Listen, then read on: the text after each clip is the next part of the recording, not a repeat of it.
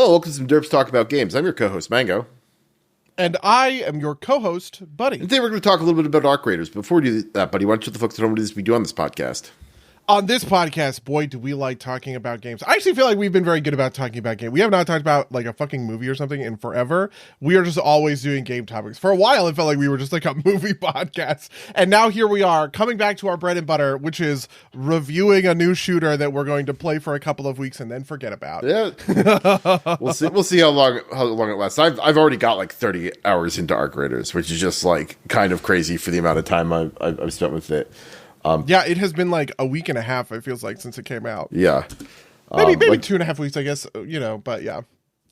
See, the only other things that compete for my time are, what's it called? Or the one we were, Europa Universalis, which I haven't played. I played like for like a couple hours. And Outer Worlds 2. These new releases, what I mean, is what is competing for my time. Outer Worlds 2 just really didn't grab me, so we'll see. But yeah, so how do we want to start this out? How do we want to talk about this? Okay, so Arc Raiders is a new extraction shooter, which we'll explain in a second, that comes from the studio behind The Finals. The Finals is a shooter that we did an episode on not all that long ago. It was kind of an arena shooter that had I don't know, how would you describe the Finals is competing with Payday, right? Arc Raiders is competing more on the PUBG kind of. Well, I think the Finals is more competing with Overwatch. Oh, I'm sorry. What did I say? Payday? Yeah, Payday. Yeah, Overwatch. Yeah, I'm sorry. Why did I say Payday? It's like neither of those are anything like Payday. I could see maybe what you got with like the specialized roles, but yeah, no, it is. The big thing about the Finals was like the fully destructible environments and like the kind of arena play, right? Like it's meant to be a competitive shooter, whereas this is an extraction shooter, and it seems to have cracked the kind of Fortnite-ification of, right? Like the Fortnite line where it's like this is the one that's popular. Maybe not maybe the PUBG line, right? Like whereas like Tarkov is maybe like the Arma 3 mod that like kicked it all off. Like Daisy kicks off probably both of these genres, right? Like BRs and because these all come out of those these mods that are built in, very sandboxy kind of like FPS sort of style game experiences, right? Yeah. I also think the Hunt Showdown or Takedown? Hunt Showdown, right? Yeah. Yeah. That's also in there because that's also an that was the extraction shooter that introduced me to extraction shooters, because I think I just started seeing like YouTube videos, maybe it was like Twitch streams or something. People I was following were playing this. I had actually missed Tarkov. Tarkov had kind of like, it was too niche for my, and admittedly, I'm not much of a shooter player in the first place, kind of tastes. My point is that it's like, Hunt Showdown really didn't break through either, right? Like it's popular for its niche, but it's like, and Tarkov is popular for its niche. Part of the thing with Tarkov is that it's not on Steam, right? Like it's you buy it independently, and it's got like big hacking problems, and it's also a much more complicated game than say Arc Raiders. Hunt Showdown has a very particular aesthetic and mode to it, which is kind of like, it's like these like mid, like early firearm type weapons, which is like every shot is very deliberate, and so like I don't think it just like doesn't latch into people. And I think there are no automatic weapons in the Hunt Showdown, or if there are like very limited, right? Like because the idea I think is that it's like in the 1900s in like a Louisiana swamp or something. There's also like a whole Cthulhu lore piece of this that I vaguely remember about the Hunt Showdown, but I never played it, so I don't actually know any of those details. There's a Cthulhu, like there's like the monsters are like, they are monsters, and they're like they're like vaguely eldritch monsters. I don't think any of that power, like I don't think the players can like cast spells or anything. It's been a while though, so I'm not quite sure if that's super right. But like it's either late 1800s, early 1900s. It's like that level of firearms right before real real modern kind of shooter aesthetics, right? Which I would put at like the start of World War II is when you can really get some of these that kind of blend of weapons moving into the modern age. But Arc Raiders kind of has this approachability. It's easy to digest. It's got a couple of cool mechanics, and we'll see how long it maintains its popularity, because it's riding a wave right now. And I'm part of that wave, obviously. You are too. But it reminds me quite a lot of Helldivers, actually, which is this kind of normie shooter thing where it breaks through and kind of everybody's doing it and playing it. And then what happens is that base of fans is going to retract by 80 or 90%. But because the sort of catch was so explosive and huge, it will just, sail on that forever. Yeah. It feels like there's like one or two shooters a year that come through and pull this kind of trick on people. Yeah. It'll be like, the peak will be like a couple million players, and so when it steadies out, it'll still be like, high enough to maintain a real population, right? Maybe, hopefully. Yeah, like even if it's 50,000, let's say 50,000, right? That's 0.4% of what like the high end player base was like, but that's more than enough easily to kind of sustain your, to kind of sustain something and keep it kind of like cruising forward. It feels like these just come around once a year. There's some shooter that comes from fucking nowhere. Nobody's ever heard of it or understood, and it just pops onto the scene and it grabs everybody's attention. The good news for Arc Raiders is that it's quite good, I guess.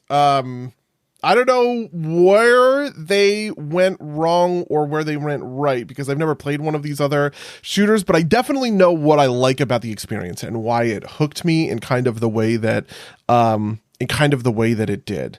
And it does remind me quite a lot of those early kind of like PUBG days where the game was not saturated by really high-end kind of like players, and we could kind of build out our own little metagame and have a good time with it. There's a part of me that thinks that there's sort of an underlying theory of games, which is that like games are at their best before they have metagames. Metagames kind of ruin games, certain games, because they become too built around that kind of experience. And the question on opting into the game experience is, are you willing to opt into the kind of the meta or not? And I kind of think that games like this one are successful in a certain sense because they are built around, they burst onto the scene. There's a lot of new players. You don't need to be high end and watching YouTube videos and understanding a meta and mastering all of these intricate kind of details in order to be successful and have a good time. Yeah, I think there's definitely part of it. I think the extraction shooter and I think BR's help with this too, is that like the fact that like your loot has like a high reset probably, just a level set for people at home who might not know. An extraction shooter, the idea is you get launched to a map kind of battle royale style. It's usually like a static start instead of like a bus start. And you pick up gear and you try and get out. And if you die, you lose all your loot, right? But for in Arc Raiders case, your augments have safe pockets, some of them, most of them. But you lose everything, and so everything you're playing with is on the line.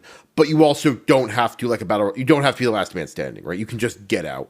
And you don't actually have to fight people. Think this is the secret. If I were to boil it down to one kind of iota of a point, I think it is that thing of you don't have to.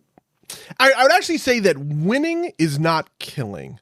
So this is actually an innovation that I think is true about Fortnite. It's one of the things that made Fortnite very successful. Was obviously they implemented the Battle Pass, and the Battle Pass was built on quests, but their quests were things that were environmental more than tactical. There's a video about this, like a YouTube video that came out like 5 years ago. They just kind of compared how Fortnite has a quest system that is like, go to this place, farm up this much resource, equip this type of weapon, right? And something like Call of Duty Warzone had stuff that was much more aggressive. It was like get kills with an SMG, that kind of thing. And one of the differences that it forms between those two experiences, Warzone and Fortnite, is that in Fortnite, you could be a player who just kind of shows up, farms some resources at a gas station, complete your quest. Even if you die without killing anybody, you have like progressed some amount, right? And death is painless, right? As soon as you die, you can just zoop right back into the experience. You get a bunch of experience. Your experience ticker goes up for a bunch of kind of things. The thing that Arc Raiders does that feels like an evolution on that formula is it sort of defines success by escape, right? Extract.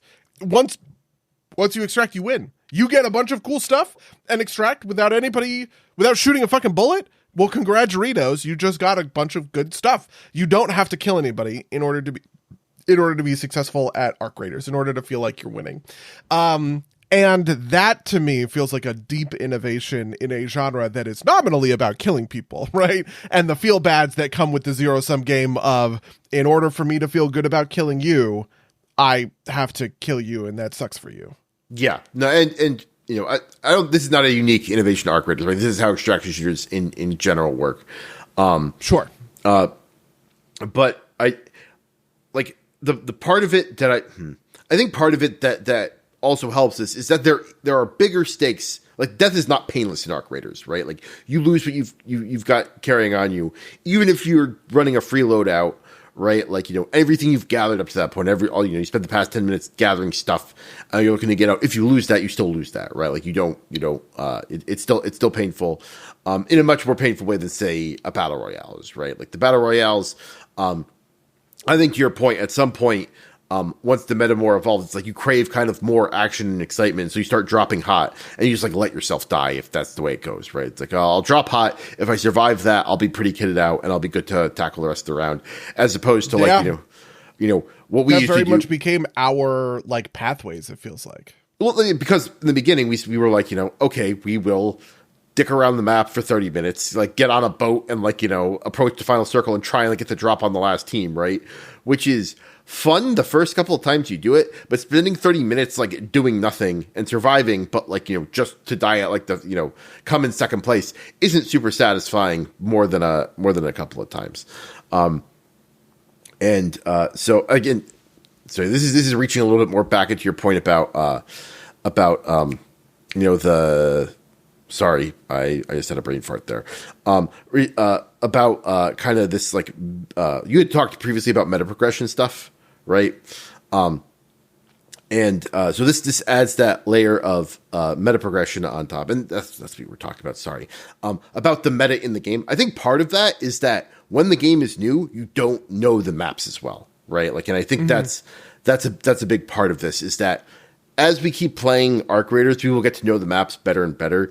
And so, like, kind of the mystery of discovery, right? Well, which is part of the joy of these games in the BR, and in a lot of games, frankly. But, like, in terms of, you know, battle royales or extraction shooters, I think there's a big part of the draw is, like, finding the secrets of the map. But once you've been there enough, right? Like, I'm already starting to look up where certain things drop so I can get them, right? Like, the level 3 for the chicken is like prickly pears, and I have a map on my second monitor that like shows me where in Buried City they could drop. And, you know, I could do, you know, I am close to the point where I might just do a run to just go get prickly pears and then, you know, pop out, which feels like that's going to be like the point where it might become a little bit less interesting.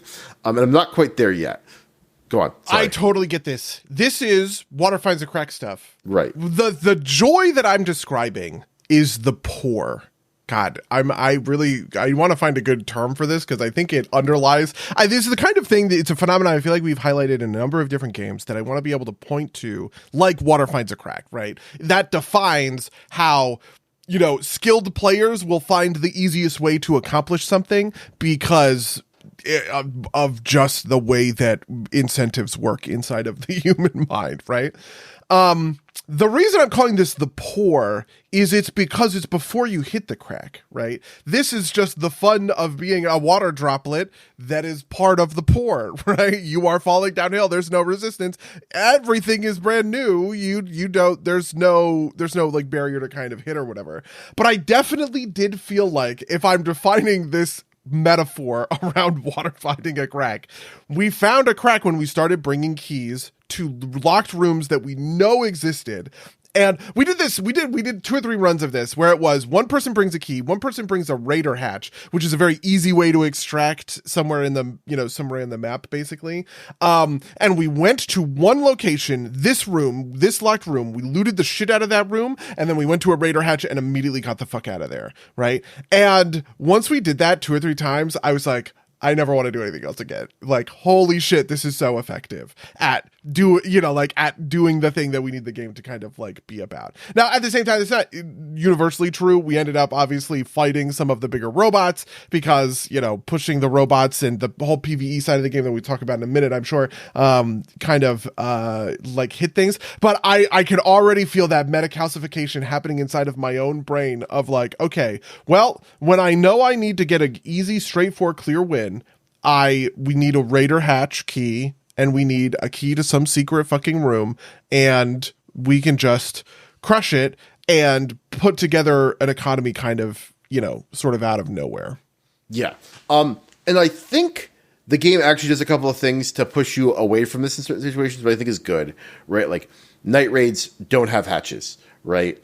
And I think the thing that you described there, I think belies what will make it work, which is that we will do econ runs like that, but we don't necessarily need to do that that's not going to get us everything we need, and so we can't just do that every single time and be happy I also about think it. that the game is smart about, you don't need to do many econ runs to kind of put your life back together. We had a number of devastating losses. We basically spent one night where we crushed it. We extracted every single time, and we built up kind of a huge base of sort of supplies and materials and all of the rest of it. And then over the next couple of runs, when we played the next time, we lost like the first 3 or 4 rounds. Like, all of those good guns I had put together, all of them went by the wayside.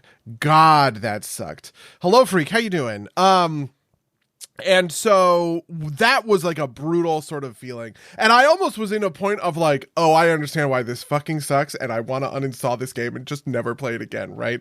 But once we did a couple of successful econ runs, which were just get in, get a bunch of stuff, not even hardcore stuff, just basic stuff. We just need metal parts, and chemicals to make ammo or whatever else it was, kind of thing. And I just kind of watched the way I was able to, in just a handful of econ runs, put my whole sort of life back together. I was like, oh, I understand.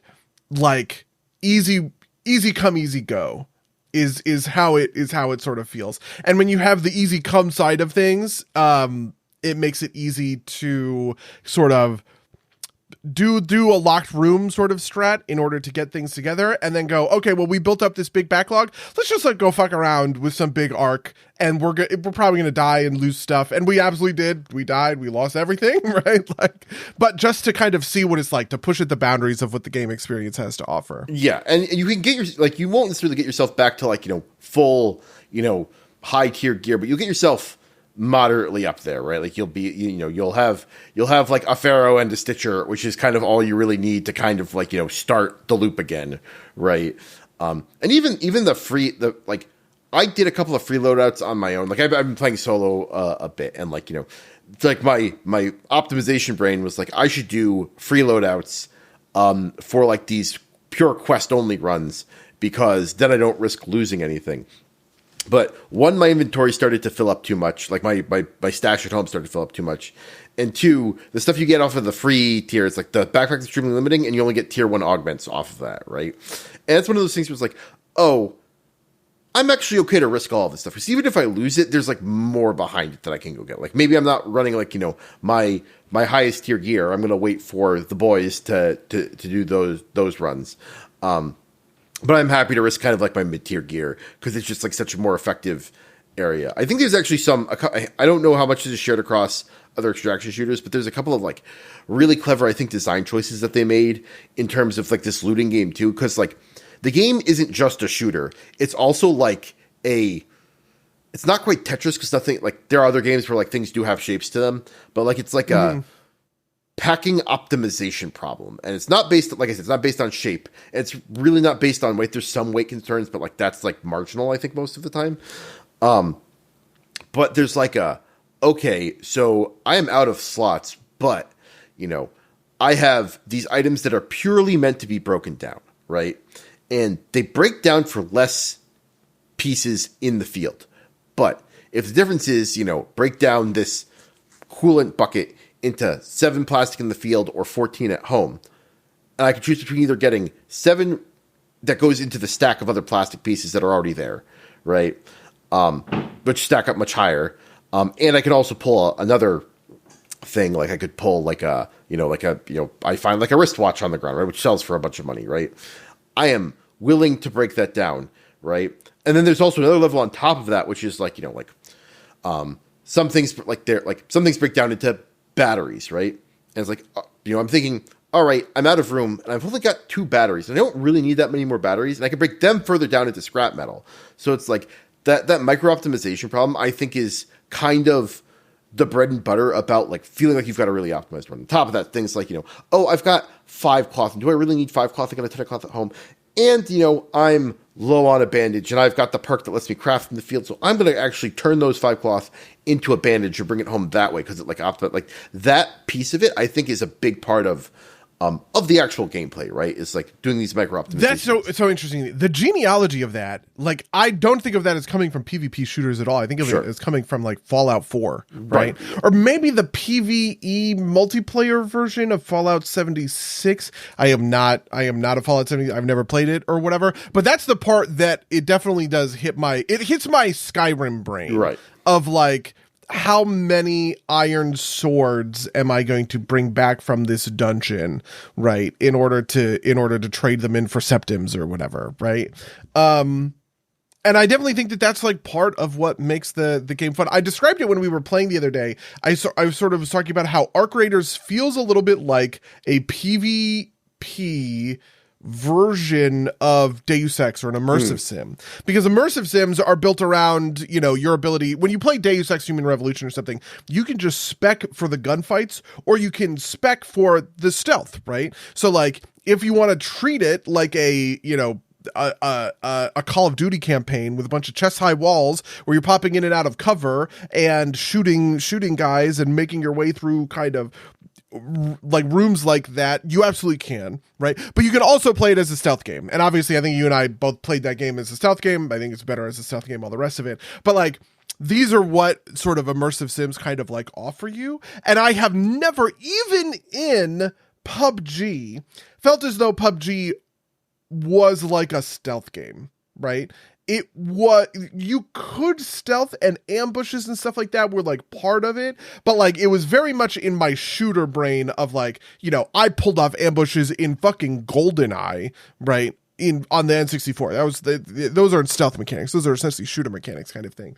But what I feel like happened with Arc Raiders is it really ticked from one side to the other, where you are managing stealth, but you're stealthing against these other players, and you have all of these tools in your arsenal in order to pay attention to that and like do that. And one of the most defining aspects about it would probably be kind of the sound design, right? Like the fact that there are so many pieces to the game's design that make noise to try and attract attention to you so that other people can understand where you are, right? The way that when we're moving through the map, we're calling out where we're hearing shots. It'd be like, shots fired, southeast, northeast, in the distance, close, right? Like this kind of stuff, because paying attention to that and trying to keep a low profile is so much more important in an extraction shooter compared to even the battle royale shooters, where like at the end of the day you have to fight in a BR, right? Whereas you don't have to do that. You can just have a purely stealth run, and that's a success in Arc Raiders. Yeah, and we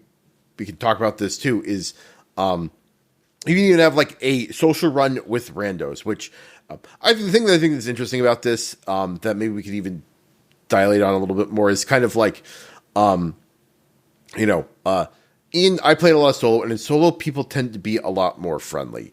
At least is my experience. I have seen some stuff online that indicates that like, they may be doing some sort of soft matchmaking to match, shooters with shooters and friendlies with friendlies. I don't know.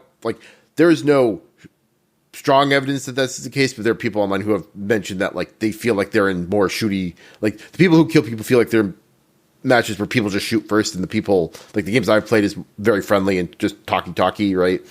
And part of this meta, I think, is that like if you're by yourself, everybody is a potential friend or enemy, whereas if you're with the teams are almost always shoot on sight, like very, very infrequent cooperation. And just because I think you have two allies, right? We've talked about this in the context of Commander, actually, about Star versus classic, 4-pod is that like when your allies and your enemies are more defined, it's hard to like, you can't play your enemies against each other as much because, they know that you have two allies. This is the magic thing. And I think a similar thing happens in this game in Arc Raiders is that everybody knows that when you're in a group match that you're running with 2 other people, right? And we do know that they try and match groups of like size with like size. I assume that they're throwing almost solos almost always into matches with other solos. And if they're doing any disparate sizing, it might be groups of 2 with groups of 3 or something like that. And because of that dynamic, people are a lot friendlier in solos, and that leads to its own unique style of gameplay, right? Where like people are trying to help each other, and then like occasionally you have someone who defects, and people get mad at them, right? Like I have definitely seen like I have gotten shot down by somebody, and then somebody else like ran over and defibbed me and got me up, and it's just like thank you, right? Like totally sight unseen, right? Like and people will like vaguely like it's hard to do because people aren't usually grouped too much, but they do enforce this kind of social contract, right? Like if you randomly shoot somebody that you're talking to, then people will be like, "Hey, fuck you," and and go and attack the third person together and like trying to hold to like you can't defect here, which is its own. I think the ethics of this are so deeply fascinating in a weird way because maybe I kind of have I sort of have a low opinion of sort of human nature in a way. So, for instance, the commander analogy is pretty apt. Longtime listeners of the podcast will maybe remember some stories I told about a couple of months ago where Josh, friend of the cast Josh, made a deal with me in Commander and then broke it, right? I would argue he broke it. He obviously argued that he wouldn't. We could talk about the specifics of the kind of case.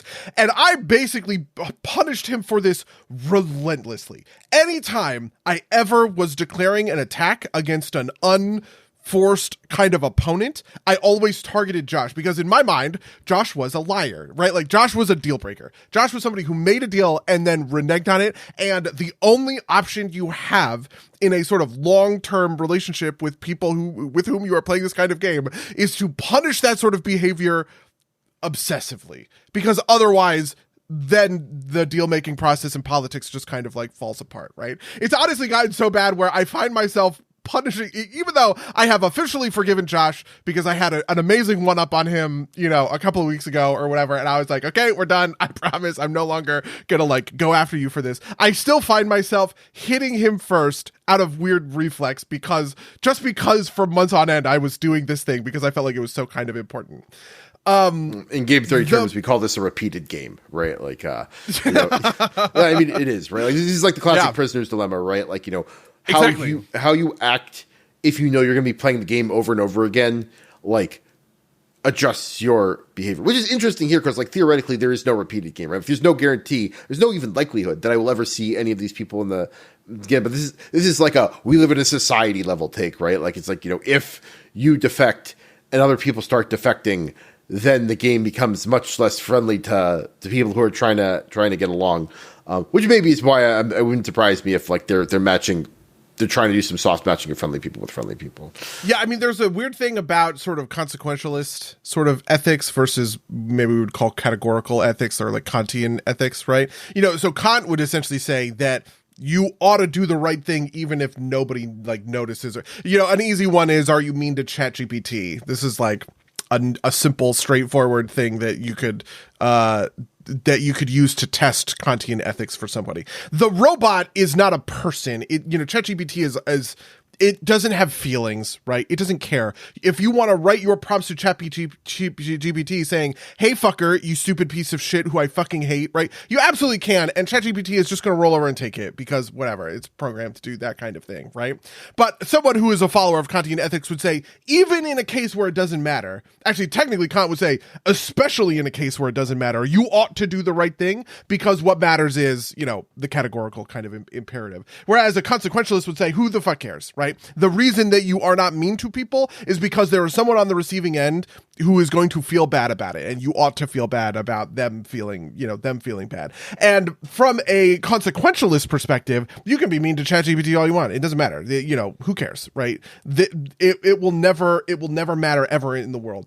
And the consequentialist is brutal in Arc Raiders, right? Because the consequentialist, they never have to suffer for you can lie to people, you can team up with someone, and then right at the extract, you can point your fucking gun at their head and shoot them and take all of their best shit back with you, because you're never going to see them again, right? But like obviously it is the sort of the ethics of Kant would say, even when that is a possibility, you ought not to do that, even if you'll never see them ever again, because morality matters even when it doesn't have any outcome that matters at all.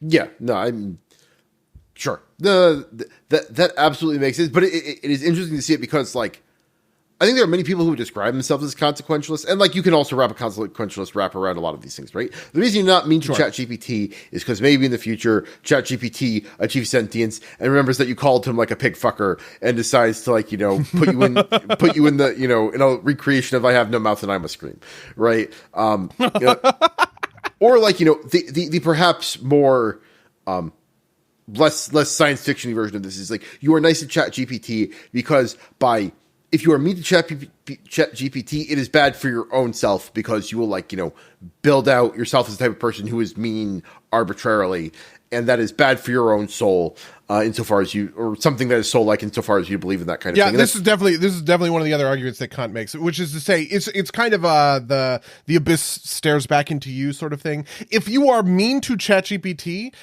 you are normalizing for yourself a world in which people to whom you make requests of, you are mean to them, right? It is much more likely that you are going to slip up and hurt your friend's feeling because you call them a stupid, dumb pig fucker, because part of your online interactions with ChatGPT is calling this robot whose feelings don't matter a super dumb that is pig ultimately fucker. a consequentialist argument, right? Like you don't do this because of the consequences, right? Like a pure kind of like, non-consequentialist ethic, right? Which could be the categorical imperative. It could be like, a deontological thing where it's like, God has decreed it so, right? Like, theoretically exists outside of all of that, right? It's like you don't do it because the morality system you're engaging in says that it's wrong, and the consequence, there don't need to be consequences to back it up. But this is down a weird rabbit hole. The interesting part is that despite all of that, people are still nice to each other in solos and Arc Raiders, right? Like people will help each other. And I feel like it's one of those things where like, it's like a lot of like, we like to think it's like high-minded ethics, and what it really is just kind of like gut human instinct, which is like, I heard someone's voice. I don't want to shoot the person with the voice, right? Like, I definitely think that I think that's true even on the philosophical level, right? Like nobody is a true consequentialist. We could all describe situations where Immanuel Kant himself would gun down baby Hitler to prevent the Holocaust or whatever, right? Whereas an absolute deontologist or whatever would or no, I guess I'm describing this. Whatever, and where the opposite is true, right? Everybody exists somewhere on these lines, and we are all willing to sort of accept one version of events, just depending on the circumstances of the context of our behavior. I don't think anybody is like end of the line, fully 1000% philosophically consistent with any of this kind of thing. But I definitely think that when it comes to games like Arc Raiders, especially a game where you can just get on voice chat, like prox chat with somebody and go, hey, don't shoot, right? It does. I just think a lizard brain thing does happen, where when I see somebody and they're really far out, I'm actually pretty happy to take pot shots at people when they're out in the distance. A lot of the time kind of as like just who cares? There's no consequence. What? So what? They kill me. That's fine. You know what I mean? Also, a lot of times, because I'm only ever playing with like you and Monik, having the boys, like having the backup, specifically Monik, who's very good at these kinds of games, feels, makes me feel more powerful than I kind of like ought to be, versus a world where, I'm just a small bean. Okay.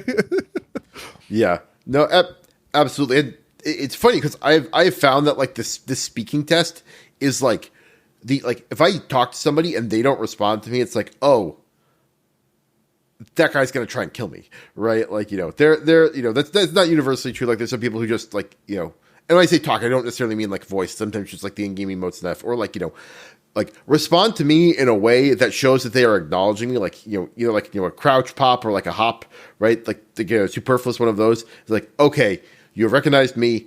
We see each other. We're not going to fire at each other. But if they don't respond, it's like, okay, you're a threat. That's it. And I think that's part of the psychology too.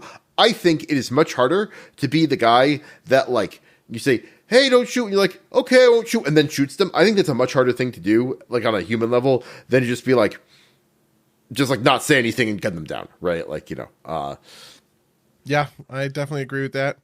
This is like, obviously this isn't real, but there's that like apocryphal story. Again, this is not real, that like 90% of soldiers in World War II, like GIs in World War II, intentionally didn't shoot to kill.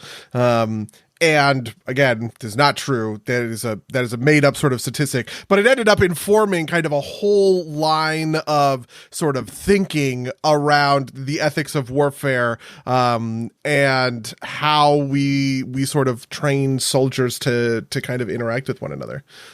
Yeah. And there's like versions of this all the way up into them.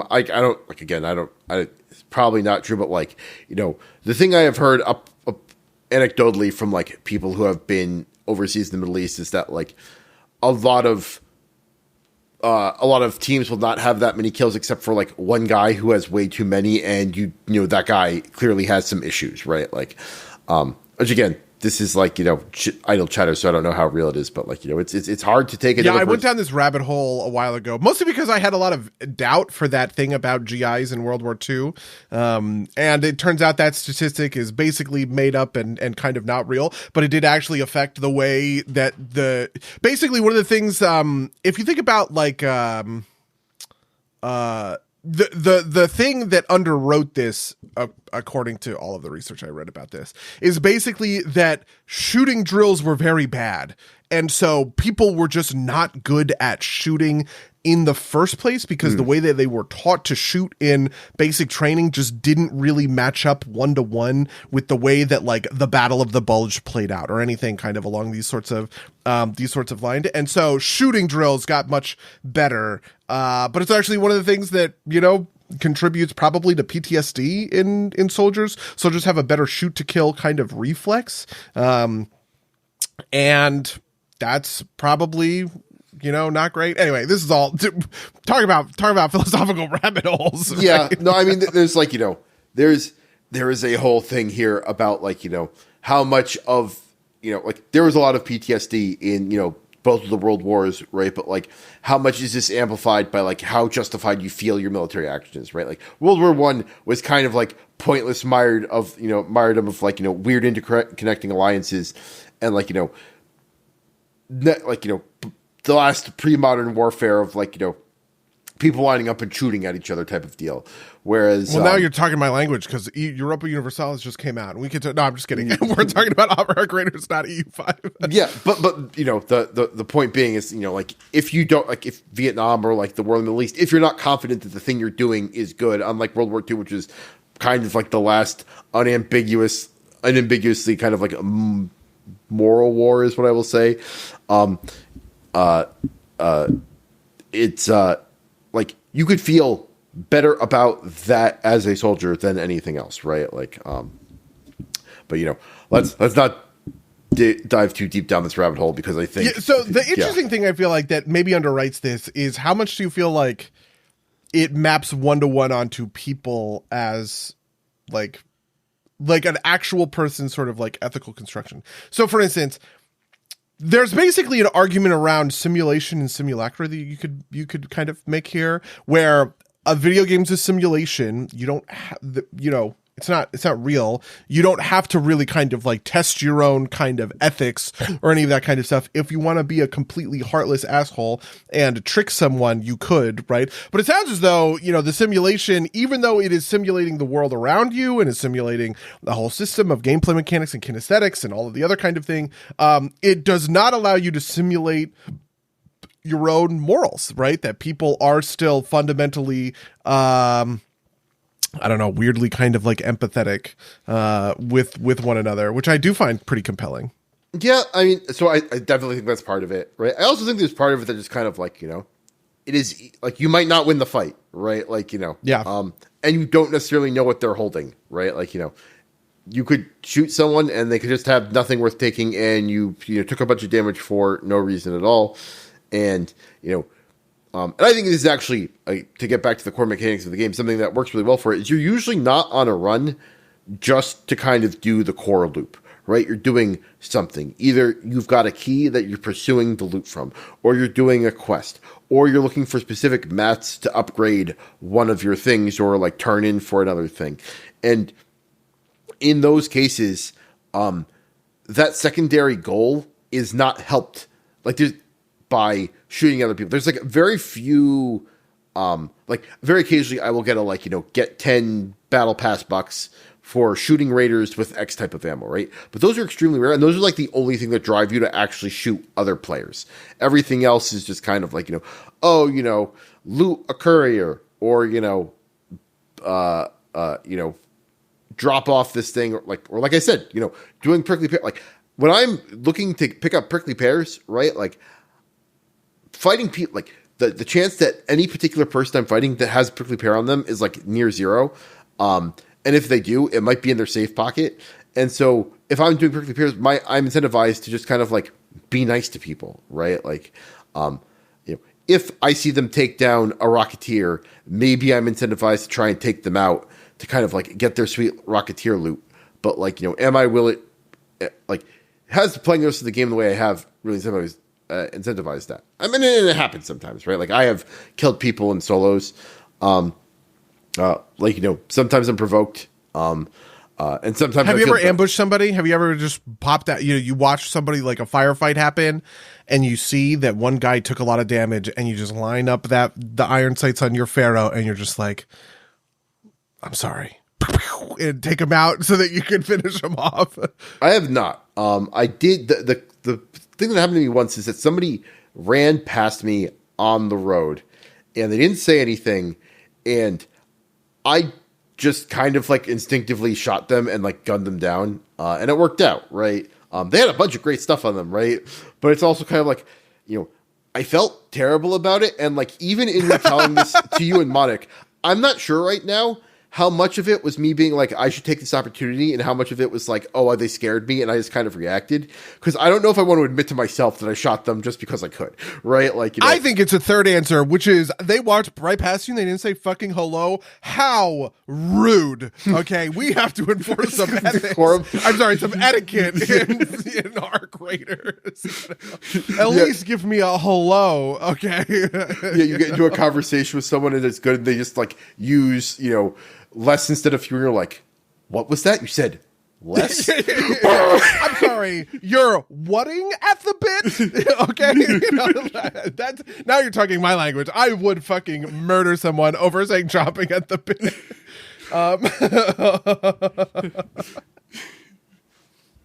You used a when you should have said an.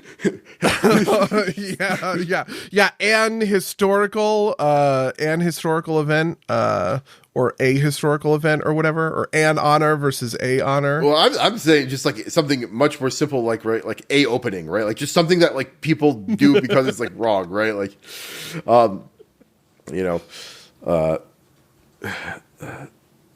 Anyway, let's talk about the PvE side of things, because I do think that it matters quite a lot. So in PvE, there are these robots. They are the Ark robots. It's kind of the whole backstory for this thing in our post-apocalyptic future, you know, where we're playing Fallout scavengers or whatever else. There are these like Amazon drones that shoot you from the sky. I think of them as Amazon drones. I don't know why. They just look like a drone that I would buy on Amazon for like 75. Well, actually, drones are pretty expensive. $750, okay? and they are roaming around the map, and they have useful stuff on them, so sometimes you do want to kill them. But also at the same time, they are like a threat, right? Like if you start shooting Arc, you're announcing your presence to everybody else around you. You are kind of like unstealthing yourself for sort of a couple of moments. Where do you feel like the Arc stuff puts you in the PvE side of our PvEVP shooter? I think the Arc stuff is super well done. Like they're difficult, they're smart, right? Like they can find you, but they're not super quick, right? Like it's not like they're gonna immediately start shooting you out of nowhere. You always have like a couple seconds to react, which I think is important for the game. And they interact in interesting ways, right? Like the thing that I think like that are the most annoying are snitches, because they're quiet, they fly above you, and if they see you, they shriek and will like eventually fly away and summon more things to kill you. And they're also like, they're not the hardest to take down, but they are the hardest to take down by disabling so part of the deal here, and this is I think also an important part of things, is that if you're skillful, you can shoot out parts of the robot and that will take them down faster, right? Like on Wasps and Hornets, which are these like, quad rotor style drones, if you shoot out their rotors, they will crash and kill themselves. The Snitch is a little bit harder to do because they have like these fins that they fly with, and they're a little bit harder to target. And you need to like you don't have as much time to deal with them because their thing is that they will call in other drones, and so you have to take them down quickly. And I think that that whole interplay is important, right? Because you're dodging around things to stay out of sight of the Arc, because they're kind of this ever-present threat. That is always a threat. There's no negotiating with the Arc drones, right? And even in the interior spaces, there are different styles of things. There's like these roly-poly things, some of which shoot fire, some of which just blow up on you. And there are these giant enemies that are kind of like these big centerpiece enemies. And they form this kind of like ever-present threat. Like you could probably play Arc Raiders just against the environment and have a pretty good time. I don't think they're aggressive enough to work without the PvP element. Like I'd want to tune them up a little bit if it was a pure PvE game. But I think their presence and threat, and their ability to like call in more things is really key to this. And like I said, I think the most important thing is that the AI is pretty good, and it will like target you and fight you and like find you, right? Like the Hornets will follow you for a while and will like find windows to shoot you through if you're inside of a building, that kind of thing, which I think is super I love important. that. I think that really makes a sort of like a neat dynamic where you can't just drop aggro, which is always, like it's always my first sort of thought when it's come to these. But we've had firefights that are materially changed because, there was one where we were fighting kind of in this long hallway, and all of the fighting attracted the attention of a Hornet, and I ended up kind of splitting off to deal with this Hornet that was shooting us in the back, which like split our party, and it ended up kind of like unraveling the whole situation, right? Like we just kind of collapsed under the pressure of being attacked on both kind of fronts. But like that extra dynamic, I think, is just really cool and compelling. There's like a secret third level that I want to get to, but I don't want to like quite get there yet. But I do just want to like put a pin in sort of this, like the ability for Arc to listen to you fighting other players and come in and get involved is a really kind of core part of that experience, I think, for me. And I also love that it gives you like a combat focused objective where it's just you're farming power cells, right? You're farming Arc power cells to make shield rechargers. So you just come up and you start shooting Arc from all across the map, and then the game looks like Helldivers, right? It looks like Payday. It looks like any other sort of like PvE sort of shooter. Like obviously, yeah, you can get ambushed by other PvP kind of like players and stuff like that. But at the end of the day, I found that really compelling. The idea that it could kind of swap between, you sort of have the full econ stealth mode. I don't want to interact with anybody. I want to get in and get out as quickly as possible. You have the PvE mode where you're trying to kill, Arc, take down these big PvE baddies. And then you have like a more hardcore PvP mode where you and the boys are kitted up and you're ready to just start fights with the first team that you see. Yeah. And, try maybe, or, you're ready to like hunt them and like, they take down the Bastion. And then in the wake of that, you shoot them in the head and you take all their stuff. You take, that kind of thing. Yeah. Unfortunately, the PvP stuff is the stuff that I'm worst at. So, yeah, I feel like I am very bad at. It reminds me of PUBG, where I always felt like I was dog shit at PUBG, just because I feel like I'm pretty good at close range fights. There's actually one time where I picked up an what's the shotgun? I was using a shotgun for a little bit, and that actually felt very natural. Yeah. Where we were fighting in pretty close quarters with people, and I was getting off, kind of like pop shots with a shotgun in close range, and that felt good.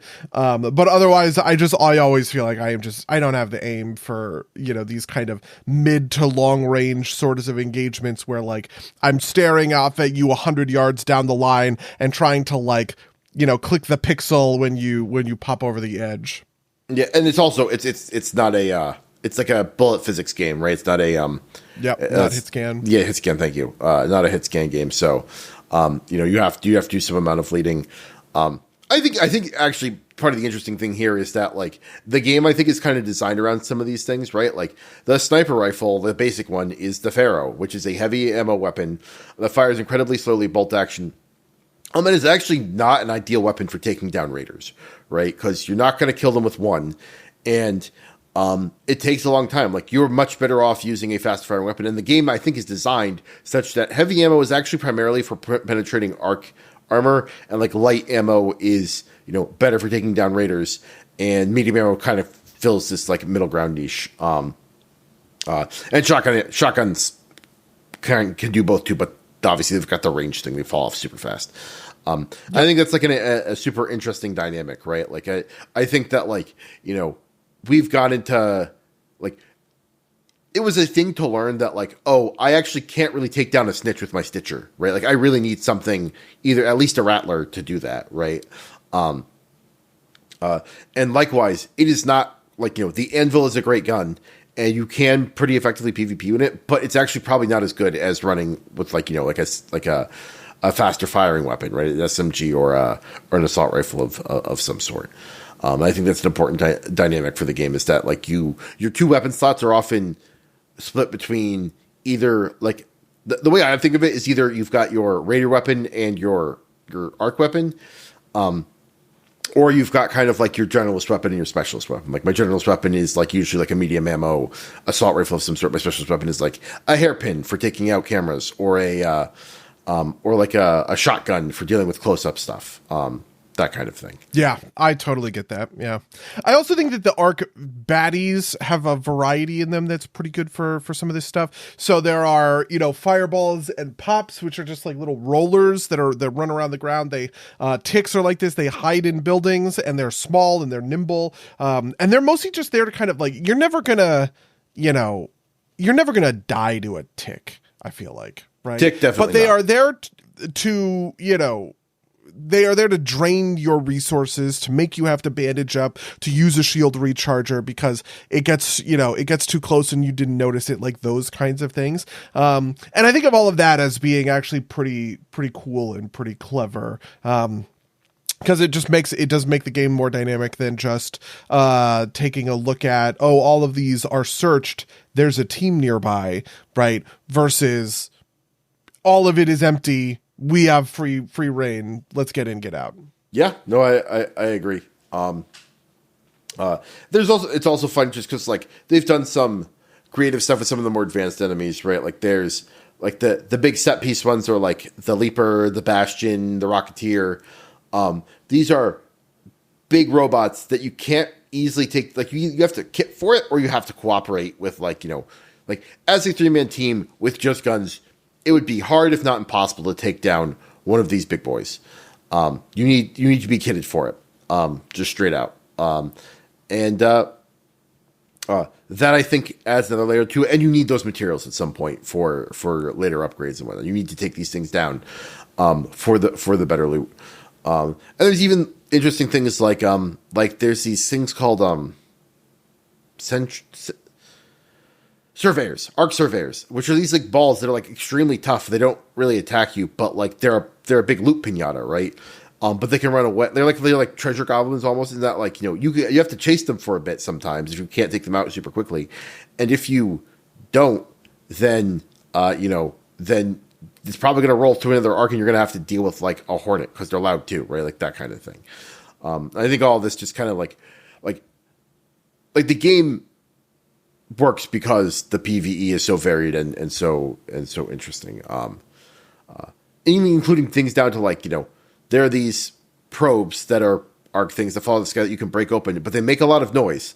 So if any of the arc needle hear it, if other people are nearby, like raiders are nearby, they will hear it happening, and they can make the choice to come and take you out. That kind of thing. Like the sound, I think, is super part of it. Also, like, you know, like I was not conscious of it until like maybe sometime last night, but it's like, if somebody in real life made the wasp noise at me, I think I would like have a panic attack, right? Like just like that, right? Like, oh god damn it. Okay, this is really interesting to me. My final thing that I wanted to come back to is this idea that's been brimming in the back of my head, and I just wanted to say it and see what you think, because in a weird way, you're kind of more of an expert on it than me. The feeling that I get playing this extraction shooter, the closest thing I can compare it to, I don't actually think is even a BR. It's like this sort of Fallout kind of thing, but not. It's like a BR, but not, right? The closest thing that I actually think kind of could, you know, collapses the PvE side of things, the exploration side of things, even in some sort of ways, the stealth side of things, is actually world PvP in World of Warcraft. Yeah. Agree or disagree? I feel that. The differences are not because world PvP is different, just because of like the nature of it, and that like, you know, there's not always a ton of people playing, right? Like there is a lot of kind of like, you know, 'tis nobler to not kill someone in world PvP because you have the option to type of deal, right? There's also like, I don't know, there's a lot of that there. It's just in practice, there's not as much tension because people just don't fight in world PvP all that often, right? And also, if you do, the stakes usually aren't super well matched, right? Like usually if someone's coming to fuck on you, it's because they know they can fuck on you in world PvP. It reminds me more of like the proto world PvP, which is to say the world PvP of like 2004, where I cared a lot about world PvP in 2004. I was really engaged by it, right? But at this point, wow, the game has evolved in so many different directions that I don't really think. I mean, there are times where I will like level characters in war mode, and you just never even see anybody else, right? Right. Or if you do, you know, you just get pub style. Like it's not meant. The game is not built for that, right? In sort of the same way. But I do kind of think that part of how Arc Raiders found the magic is by combining some of these systems in a way that reminds me of what it was like to world PvP in, you know, whatever, Hillsbrad Foothills or something in 2005, right? Like, I don't know, that kind of feeling. So in my grand quest to bring everything back to World of Warcraft, I guess, I don't know. There we go. That's my like weird thesis that I kind of like came away from. Actually, the real thing that got me on this line is I was thinking about pitching the game to Rachel. And I was trying to think of alternate ways, or really, I was trying to think of alternate ways to talk to her about it, because like Rachel's never gotten into BRs, isn't really much of a shooter player, all this kind of stuff. And I was like, what is a game that's like this that I would be able to tell Rachel, yeah, I actually think you would have a good time playing this thing. And the answer I kind of came away with was, oh my God, it's like World of Warcraft. It's sort of like world PvP in World of Warcraft, right? Which I think maybe, you know, I don't know, maybe that would like turn somebody off. But also we've seen weird stuff happen with World of Warcraft, so maybe, you know, like people get really into hardcore in World of Warcraft Classic hardcore mode. So yeah. Yeah, I mean, it's got you know, how what other elements is it like? It's kind of like it feels like there's like horror elements, right? Like that kind of tension and release. I don't know if there are a lot of like survival. There, like, you know, it's kind of like Minecraft, right? Like, you know, you go out, you gather stuff, and if it gets late, a creeper might roll up on you and explode on you, type of deal. I'm sure there are ones that are more on the nose about this, about like, you know, nighttime being, you know, about with like, you know, more dangerous elements in the world, that kind of thing. But yeah, that's maybe the only other thing I could come up with off the top of my head. There's like a tweet from like really old Twitter that was something along these. It was like 2013 Twitter, you know, like right as Twitter came around.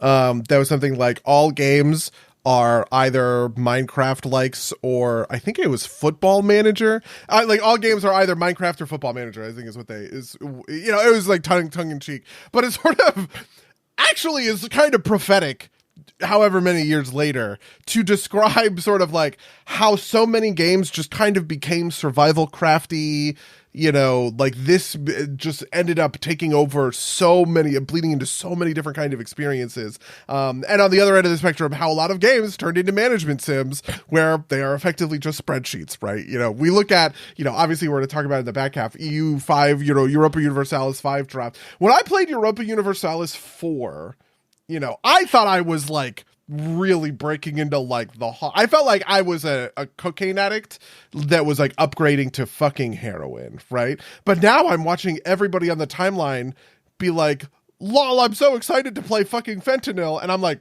what? Hold on. This is my weird fixation. What are you guys doing here? Kind of thing, right?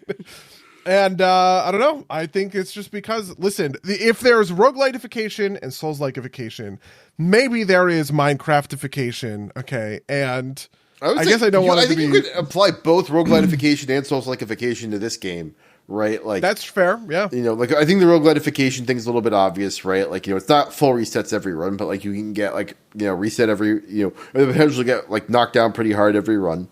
And the Souls-likeification is like, you know, things are tough to fight, and you have to be very deliberate with your slow. You know, like your Pharaoh shoots at like one shot every 5 seconds, right? So like you got to be, you know, deliberate and intentional with it.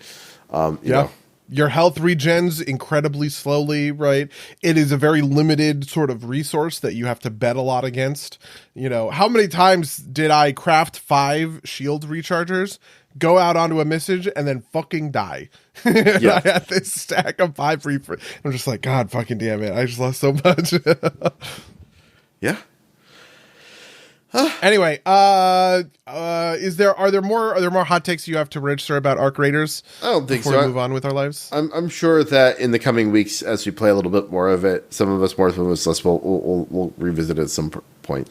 I very much have the feeling that I will play Arc Raiders. I maybe will play the Arc Raiders 3 or 4 more times.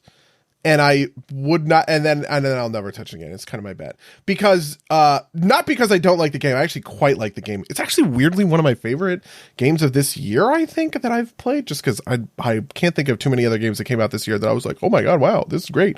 But because I don't think I ever want to solo this game.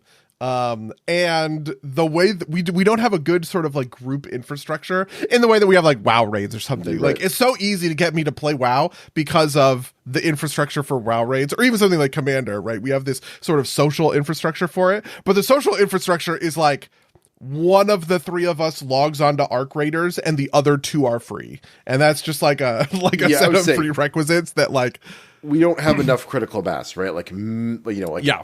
Like, you know, X, who is, you know, our classic third, you know, you've kind of taken X place because you've got more availability than X. He's not on that much. Like maybe Charles, friend of the cast, will be on at some point.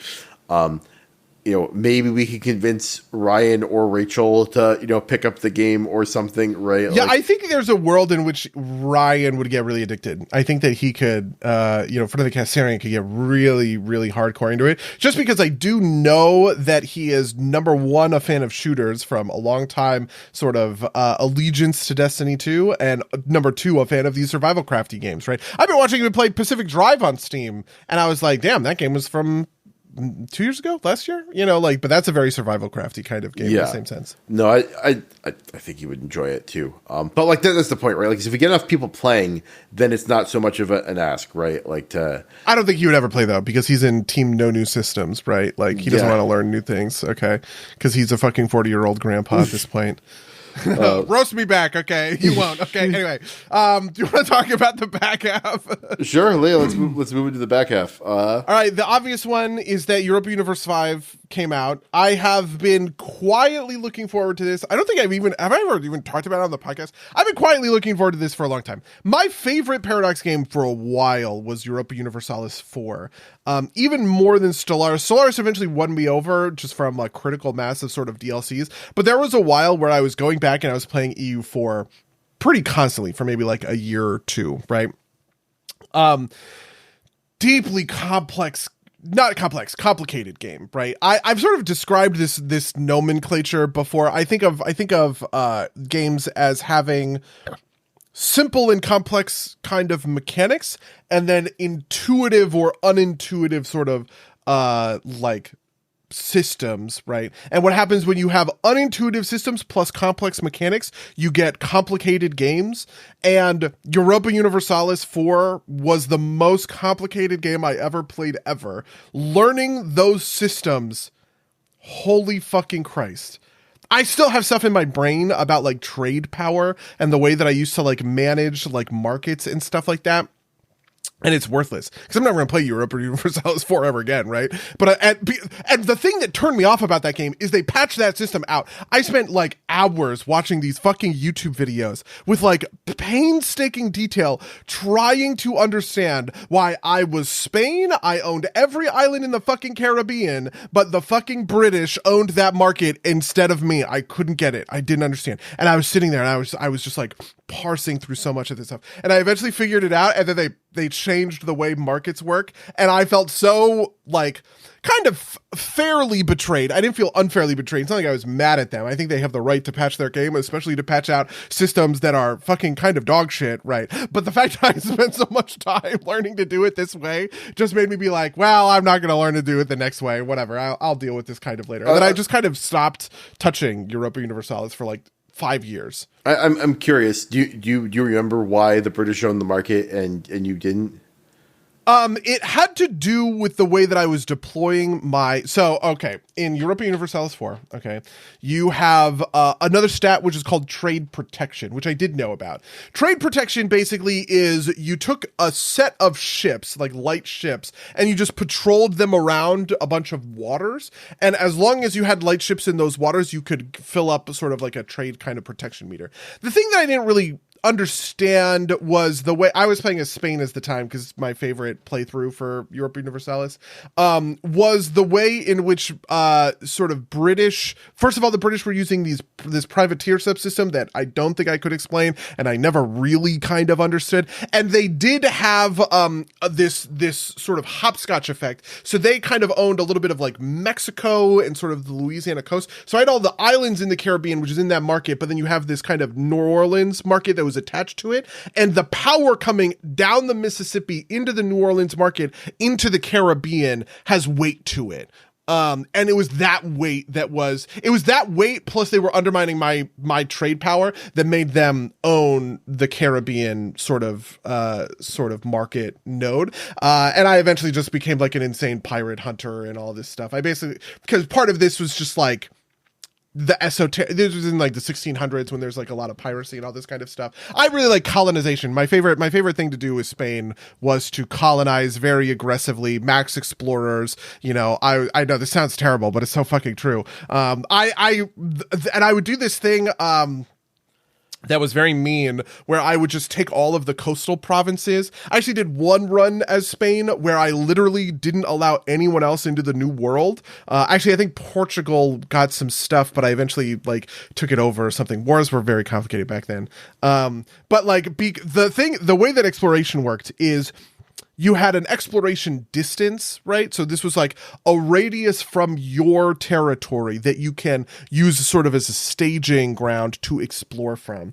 And as Spain, if you took over the Azores, so the kind of the islands on the eastern side of the Atlantic Ocean, you could kind of hopscotch from that to Brazil pretty quickly, and then go up from Brazil. You just colonize every coastline, and eventually you get to a point where you have just owned the coast.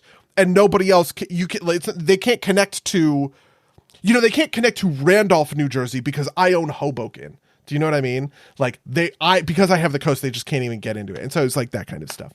Anyway, I have been playing Europa Universalis 5. Europa Universalis 5 did drop. I was talking about this in Raid. I started playing. It was not going great. I ended up I was like, let me just like watch some gameplay videos. So I typed in how to play EU5, and then on the EU5 YouTube channel, okay, a couple of videos popped up, and I was like, oh, this is great. This is going to be like a 5-minute explainer. I produce these all the time for my work, right? Yeah, you explain the gameplay mechanics super quick, couple of, whatever. No, these are 45-minute videos that are about like one specific thing, and they kept doing this thing in these videos. This like, I'm not going to explain the details, just put it on this. Automate. And like move on. They didn't explain how it worked, but there was one line in one of these videos that like, I had to like sit down and have a cigarette after I heard it, where basically they were talking about pops. They were talking about population, and they opened that video by the guy going, in Europa Universalis 5, we simulate every person alive in the year 1337. And I just was like, I have to sit down. Oh my God. Like every pop. That was not the way that it worked in EU4. It's not the way that it worked in Stellaris. Like every one of these other games, you always have a kind of abstraction metaphor kind of thing. No, in Europa Universalis 5, if I load up my Castile run right now, I would be able to show you that, yeah, I have 19,337 peasants who are working the fields in this thing. The locations are also smaller. This is the part that was crazy to me about it. They actually kind of took a book out of Total War, which is that there are multiple locations in these regions, so it's subdivided to this incredibly tiny level, and you can just build all of these different kinds of like buildings and stuff like that. I feel like they took that from CK3 because they did something similar there. Yeah, that's definitely true. The jump from CK2 to CK3 feels like the jump from EU4 to EU5. The big thing about EU4 to EU5 that feels good is that there is just more to do during peacetime. The market stuff is less about... The market stuff in EU4 was kind of spreadsheety in the way that like mostly what you were doing was just kind of this like spreadsheet mathy kind of stuff, and there's like quite a lot of that in EU5, but they have much better simulations for sort of how like goods work and what's profitable and what's not and what you should build and all of that kind of stuff, and you can make a lot of real money by doing stuff like importing really valuable goods when they show up in nearby markets. So you can, in the Paris market, gold, 1.25 gold shows up, and you can import that, and it's expensive, but gold is really important. You can take gold and put it through a mint, and you can mint yourself a bunch of currency, which is like really good, right? And so it's like that kind of stuff is like useful and fun. Like one of the things that I found out pretty quickly, and I'm pretty proud of this. I have some complaints about EU5 that we'll get to in a second. But I'm pretty proud of this, which is that I looked at what are called RGOs, which is the raw good output of any location on the map. And there are a gazillion of them, right? And for all of these locations, you can upgrade them. So these are essentially like mines and farms. So it'll have an RGO of iron, an RGO of coal, an RGO of fruit, an RGO of silk, an RGO of wheat, right? Like all of these kinds of things. And I saw that on my map, I had an RGO of silver, and I was like, oh, I bet this is insane. And so I leveled the shit out of my RGO of silver. And I did a bunch of stuff to kind of like increase control in that area. And I just watched my economy take off because I pretty accurately, I was like, oh, silver is really useful. I bet it's going to be good. And it turned out to be fucking great. And it, it kind of turned into the backbone of my economy, was me mining and exporting, silver to all of sort of the European market. The interesting stuff that's happening on the market side is also easier to kind of like predict in a way, because buildings require in EU4 goods were much more abstract, but in EU5 they work a little bit more like you would understand them in a kind of traditional strategy game. So for instance, in order to urbanize, you need glass for windows, right? In order to build a granary, you need stone and wood for the masonry, right? And those are things that I am slowly learning and finding to like predictable, right? Books in 1335 are really, really useful because they go into building stuff like libraries and universities and everything like that. And so they're very profitable. Fine cloth is deeply profitable. It's also kind of become the backbone of my economy. And I just feel like I have a lot more to kind of like fine tune in those cases than I did in EU4, where all of this stuff was vaguely theoretical, which was maybe good because slaves were a thing. Slaves were an RGO essentially in in EU4, which was kind of fucked up, but sure, I guess. Not particularly inaccurate, right? Like, yeah. I'm only 90 minutes in the game, so I have to barely scratch the surface. I started playing as Naples and started doing the politics thing, and then while I was waiting for some of the politics goals to go over, I started clicking through the other things and getting overwhelmed. I think what I'm going to do is set all of the thing I'm not focusing on to automatically manage, and then when I'm done with the opening goals for all of them, and I move on to the next thing, I will switch them off of when I'm starting to learn about them, I'll switch them off of automatically manage, which is probably the easiest way to do this. Did you get fucked by the Black Plague yet? No, I'm not that far in. I'm a year in. All right. Because it's oh yeah. It probably spawns in the first 15 years maybe. I guess what, it's 1337 most of the time. It spawns in the late 1340s, I think. I have, in case you didn't notice, been fucked by the Black Plague on multiple occasions. Okay. My very first run, I lost 60% of my population, and then I went to the wrong Facebook chat, and I was like, the Black Plague got hands,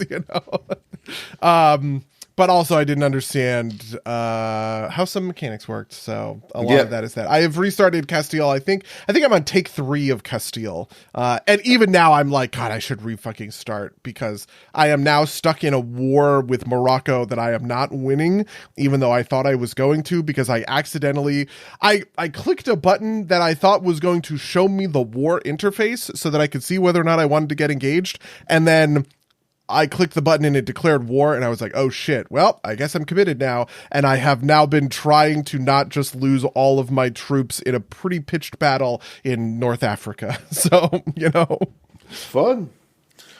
Yeah. I get that. I'm mostly just figuring out the basic stuff. Because it's like, okay, I am not fully exploiting my resource here, and so I will build buildings, and it's you don't have enough pops to actually work this building. It's okay, I don't know. And it's that's because it has a pop promotion speed, okay, which is how pops move up the estate ladder, and certain things will affect your pop promotion speed. So you should actually try and keep your pops satisfied, which is kind of like happiness in other games, because pop satisfaction directly correlates to pop promotion speed. And also, did you know that libraries will give you pop promotion? And I'm sorry, I've been watching, it didn't even stop with that one YouTube video. I watched an hour and a half of Paradox themselves explaining to these mechanics to me, and now I'm addicted to all of these YouTube videos that are 8 mechanics that you need to know before you unpause Europa Universalis videos, which I have seen 9. Is this Lemonhurst guy or something? Because I saw one of his videos. I wonder if yeah, definitely. I've watched a bunch of his videos. I've watched there's a whole sort of subgenre of these kind of YouTubers. A lot of them are built on in the waning days of my Europa Universalis 4 playing. The thing that I think really happened to me is I lost my spark for playing because I was no longer, I in a weird way was becoming too much of a meta player. As I was coming to understand mechanics, I started getting an understanding of stuff like how to turn Brandenburg into Prussia. And that was, in fact, my final game that I ever played. I was like, I'm not going to play Castile. I'm going to play a Central European power. I'm going to, form Germany. That was what I want to do. I'm going to form Germany, and we're going to see what we can do. And I eventually got into this place where I was just watching someone do a Prussia playthrough and following all of the advice that person was giving and basically just like copying their playthrough 1-to-1. And at that point I was like, what am I even doing? Right? Like, I'm not even playing the game. I'm just watching someone do it and then crudely, crudely finger painting my way along. Like, this is ridiculous. So I'm trying not to let myself fall down that rabbit hole with EU5, even though I do want to understand more about how the game works and, I don't know, authentically engage with it and its systems. So yeah. Yeah, no, I mean, it's a balance, right? You got to figure out the way I like to play CK3 is the real answer here is like learn a bunch of stuff and then like pick a stupid thing to do and then like go for it. Right. Like, like I would like to play as like, the Isle of Man and do something there. Or like, I ran a game where it's like, my only goal here is to enact the Danelaw, which is like a decision available to like the Norman conquerors at some point, right?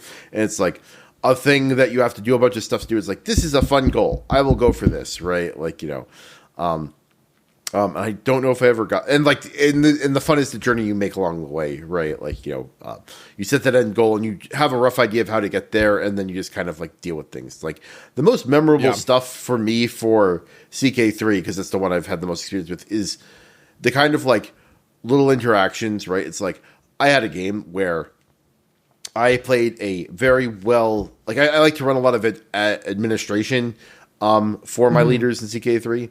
And I had a son that was like, great administration. And then my second son was kind of like a mediocre martial character, right? And as is always happens, the first son dies for some reason. And so my fail son ends up inheriting the kingdom. And it's like, okay, how do I go from here? And his son is actually a great administrator. And it's mostly him, my fail son, maintaining the course and not fucking any things up too bad until he can like pass it on to his son, who can actually continue the project and move it forward. And it was a relatively successful game, right? Like, end up not, didn't lose anything in the changeover. And he held the kingdom together and built enough infrastructure such that his son could like really like launch the kingdom into its new stage. And that was, I think, just about like, like the grandfather unified Ireland, and the plans to push into England got put on hold. Although not as much as you'd think, because even though he was a mediocre marshal, he was a martial character. And then it sets up his grandson to really make the push into England and expand the Kingdom of Ireland. Into the main British Isles, and that kind of thing. So. That was also my favorite run of CK3 is I made a kind of like Irish warlord playthrough where I ended up like usurping, I was a minor vassal. Somebody else formed the Kingdom of Ireland and I was a vassal, but I eventually like declared civil war and killed him, then took the crown for myself. And then we went into, I actually took over most of, not Wales, what's below Wales? Cornwallis, I guess.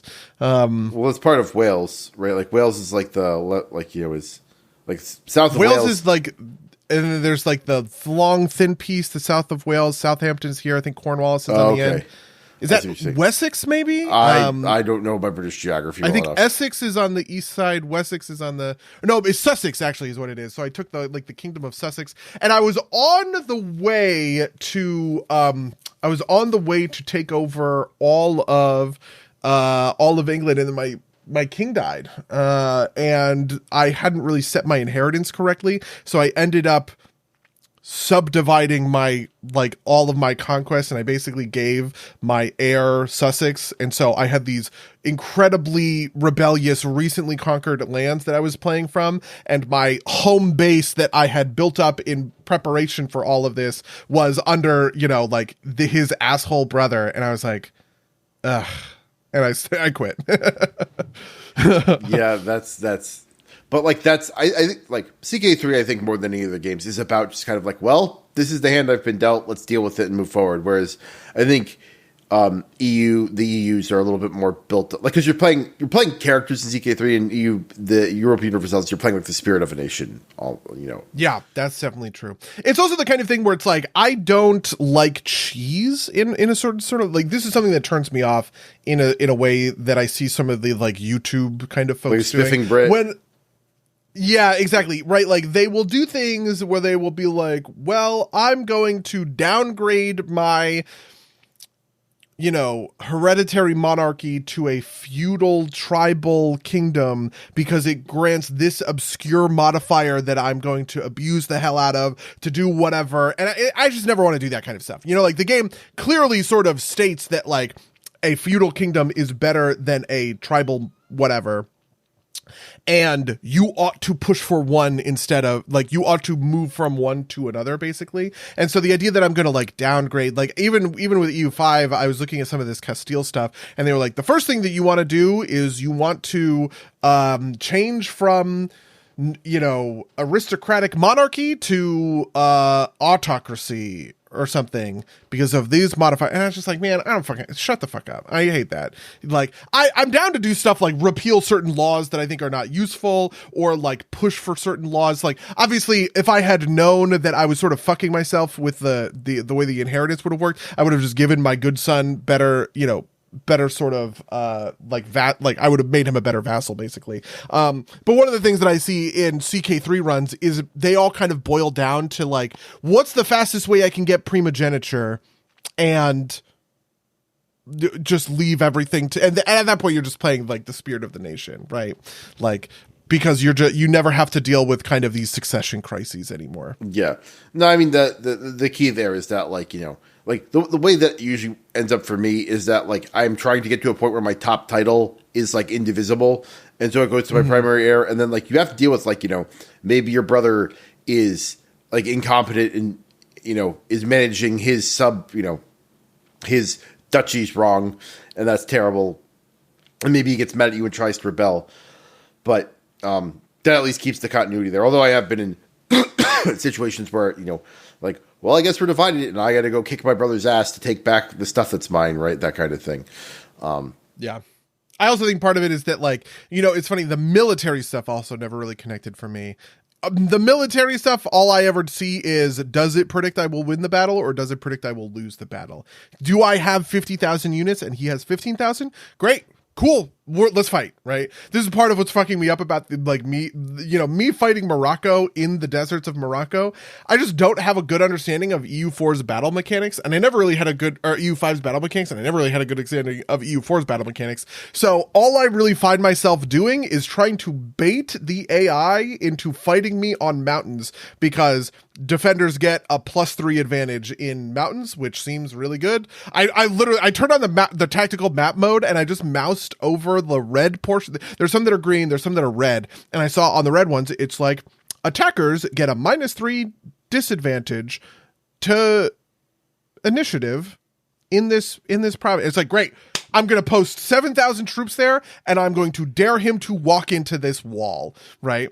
And that's about as far as I have understood, like, the tactics and strategy. Whereas with something like Total War, I have an incredibly specific understanding of the way that not only you walk around the maps, but, like, in Total War, honestly, so much of the fun of that game is walking up to a 40s doom stack and figuring out a way to beat them when all you have are, like, 6 archers, a caster, and 8 level 1 spearmen, right? Like, that's part of what makes the fun of that kind of game. Yeah, that makes perfect sense to me. And CK3 has more, I think it's more advanced than CK2, and it's also, like, you know, a little bit more legible, but it is kind of like at the end of the day, it's mostly about numbers with some like stuff on the edges. It seems like EU5 has a lot more kind of like these are your levies, these are your professional soldiers, and there's actually like a stark enough quality difference that like you can make real decisions there. Although it's still kind of like top level armies clashing as opposed to like tactical, which is what Total War gives you. Yeah, it's also, I learned a lot about it for, not EU, for Hearts of Iron. Hearts of Iron's combat system, I have a pretty good understanding. Like, soft attack is what it means to shoot with rifles, and hard attack is what do you have that's armor piercing, right? So like hard attack is can you stand up to tanks, and soft attack is can you mow down sort of like chaff. And one of the most important things is combat width. It actually kind of defines like how many of your units can you put in a battle line kind of together to like fully press on kind of an enemy. So I eventually did learn it for other Paradox games, but basically all of these games are kind of like asking you to memorize like incredibly esoteric versions of Wikipedia. It feels like not even Wikipedia, right? Because it's about nothing. It's these are skills that never translate to anywhere. And so I'm definitely gonna go hard. I'm absolutely gonna see what exploration is gonna be like. God damn if I don't colonize fucking New Jersey, okay? Because I love colonizing. I don't know why. I really love colonizing New Jersey and New York City. But we'll see if it gets the hooks in me. The one thing I will say is they have very, very, very effectively solved the mana problem that I think has just always been at the backbone of issues with these Paradox Grand Strategy games. Is we talked about this with Imperator. I never went back to Imperator, which I do understand is a much better game now. But like when it came out, we both kind of complained about the idea that really you're just kind of sitting there and waiting for like mana to tick up. Yeah. Okay.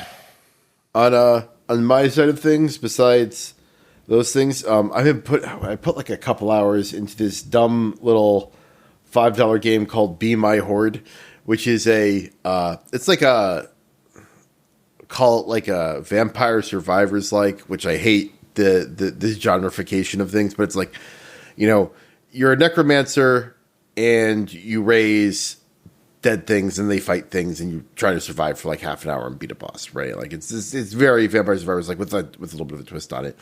The reason it's kind of drawn me to it is that like it's kind of got like like the necromancer is this woman who is like being vaguely suggestive and like wearing a low cut dress and making comments to the thing, and the art style, it just reminds me of like a 2000s era Newgrounds Flash game. And it's just like a lot of like nostalgia like hitting me. It's like, oh, this could have come out for free in Flash 20 years ago. It's like, okay, I can jive with this for a little bit. It's all right. I have beaten the first level on normal, and I tried the second level, which is hell, and also the normal level on hard, or the first level on hard.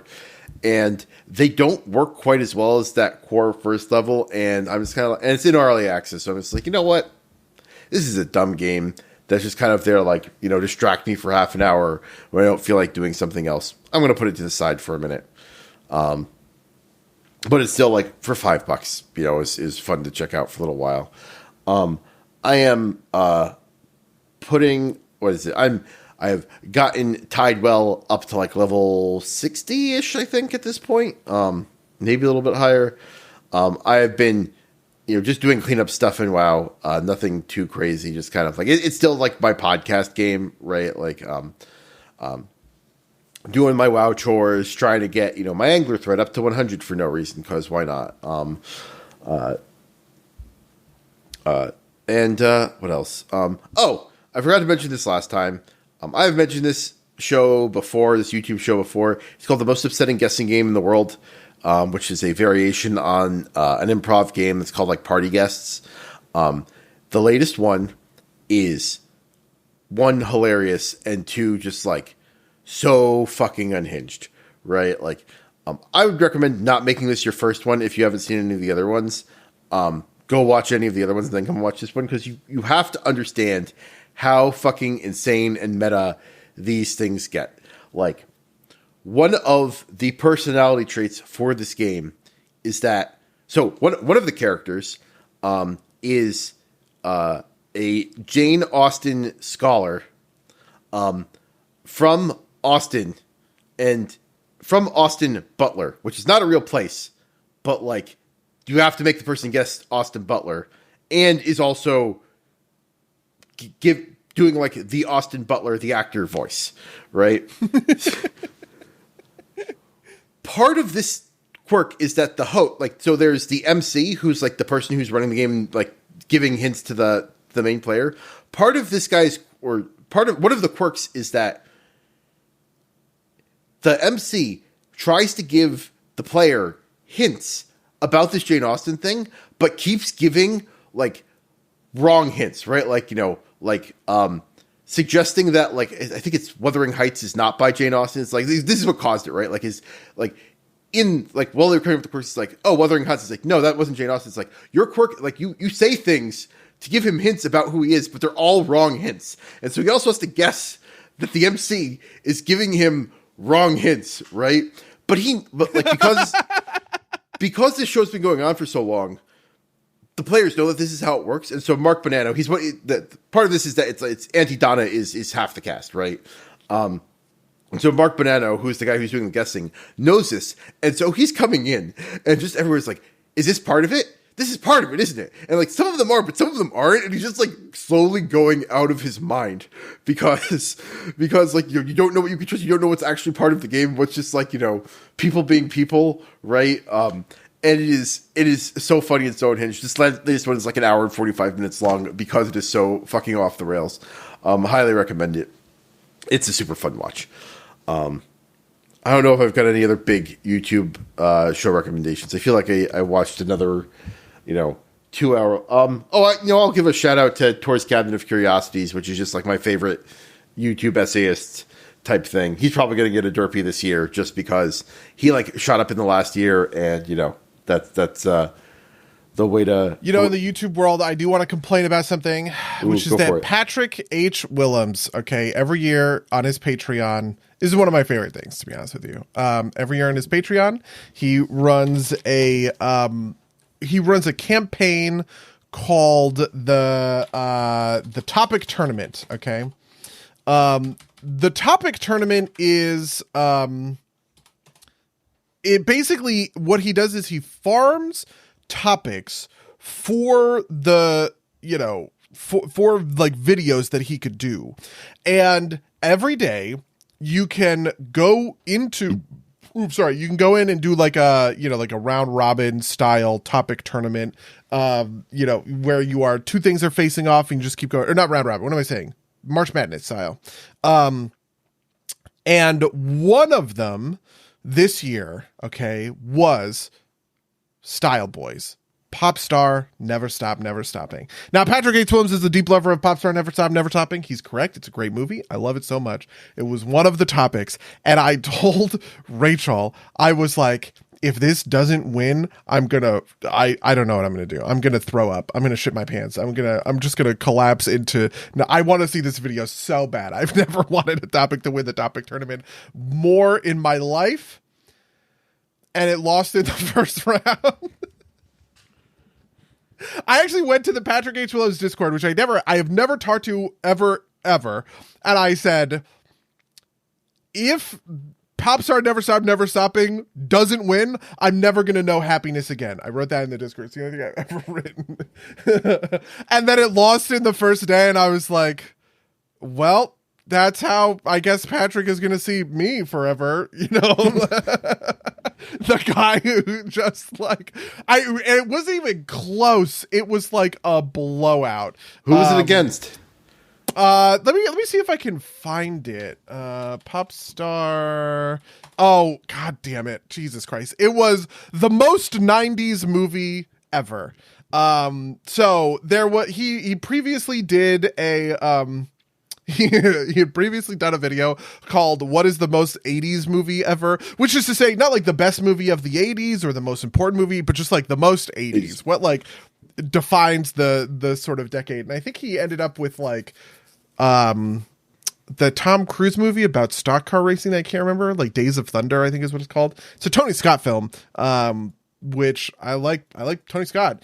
And then the other one is Why I'm a Style Boys for Life, because that's what they call themselves in Popstar Never Stop Never Stopping. He said the most 90s video is I've always planned on making, but the 80s one was the most time video we've ever made.